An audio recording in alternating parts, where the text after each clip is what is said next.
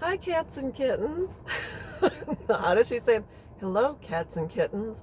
I don't know. She's got that voice, but I wanted to talk about resting bitch face and what I was told to do years ago, but I never listened, and I should have because it probably would have saved me from a bunch of BS, not only in person, but online too.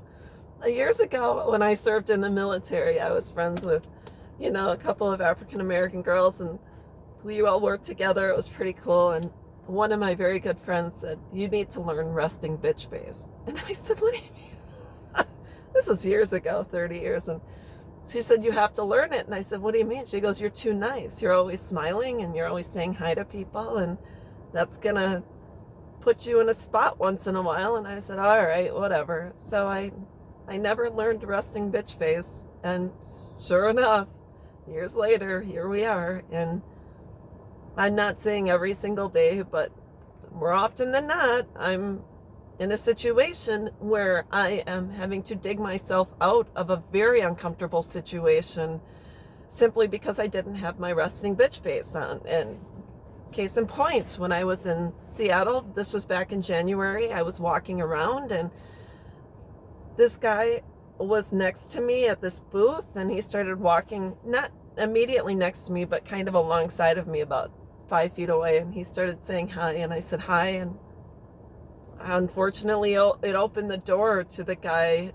continuing to walk with me, asked me where my husband was, where's my ring on my finger, where's my boyfriend, blah, blah, blah. And I was like, and he's like, "Can I get your number?" I'm like, "I'm not interested. I'm sorry." And I started to try to politely say, "I'm not interested in this situation, and you're not getting my," like, I didn't know how to say it. And I think the thing is when you're raised to be a nice girl, polite, kind, respectful, whatever the case may be, always consider other people's feelings before your own.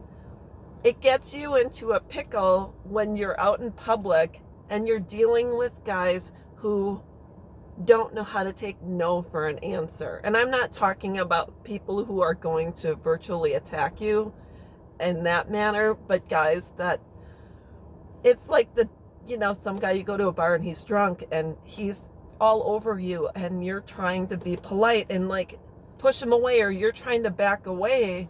There has to be a point in time when you're like, "This is it, leave me alone." And I was walking through a pier. I forgot what it was called anyways, but I finally backed away from the guy who was following me in Seattle. And I said, "I told you to leave me, get away from me." And I said, "Just leave me." And finally, my voice is getting so loud. I said, "You need to get away from me right now." And everyone around me looked, but a couple of the booth owners came over and said to the guy, "You need to leave her alone." So it took me to raise my voice to get him to leave me alone. And then I continued to walk, and he tried to approach me again. And I'm like, "Get the fuck away from me." And I'm looking like a crazy person in the middle of the market because he won't leave me alone. And he's being calm, and I'm looking like I'm a lunatic. But that's what it took. And finally, the shop owners, the booth owners, finally called the security, and they came, and the guy ran away. But my God, it's kind of like, had I learned resting bitch face and I had taken a class years ago, I would have been so much better. Oh my God. Oh my God. Because in my mind, anyone, in my mind, you want to make eye contact and smile and say hi and be kind. I mean, I take a walk today, and I look at people and I smile, and, whatever the case, you see someone with a dog and you bend down and say, "Oh, cute puppy," or kids, or whatever the case. But there has to come a point in time when you walk around and you don't smile and you're in a situation. That's why a lot of times I wear a ring, and I'll switch it from my right hand to my left hand. So whether it's, when I'm able to go to the gym, or maybe I go to a concert or whatever, if I'm in a very crowded public place, I normally always wear a ring because certain times you're in certain situations where you're like, I'm waiting for my husband. I'm married. Because sometimes that's the only time guys will listen to you and leave you the fuck alone. It's just the way it is. I know, I've been in stores before where a guy virtually would walk around the aisle and just stare me down and would stop and back up and turn around, and I'd be like, stop looking at me. I am not a piece of meat. I am not going to be your breakfast, lunch, dinner, dessert. Leave me alone, especially when you're dealing with guys who are with their wives. It is just god awful. So I just want to say, I think it's important women learn resting bitch face and learn how to use their voice, and most important, learn how to say no. Because I can guarantee you, anyone that is going to target someone is always going to target someone weak, who seems weaker or has a meek demeanor, or someone that cannot fight for themselves, or someone that wouldn't scream if they were being harassed, harmed, or whatever the case may be. So I think it's really important. And the one thing you can do is you can practice with friends, practice with your dad, practice with a brother, practice with a cousin, practice with your best guy friend.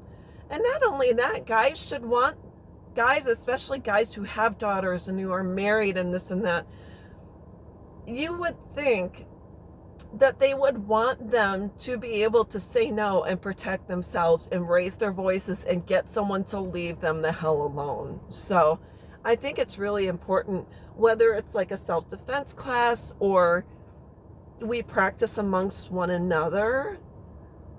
I don't know. I know a couple of girls that have concealed carry permits, but I think the first line of defense is your voice, your demeanor, your stature, and, always walk upright. I know I was reading this article about men who had committed crimes against women and who had just robbed them of like their purse or whatever. And they said they always went for the hair. So it was always a girl wearing a ponytail, always went for a girl that was looking at her phone, and things like that. So anyways, we have to start standing up. We have to learn how to say no, and we have to start taking our rights and our voices back from people that are simply here to threaten and intimidate us and try and get the upper hand. And whether they bully, harass, or intimidate, it's, oh gosh. So anyways, that's all I wanted to talk about, but that's it. That's all I had to say. So anyways, it was nice talking with you, cats and kittens. And I'll talk with you soon. Bye-bye.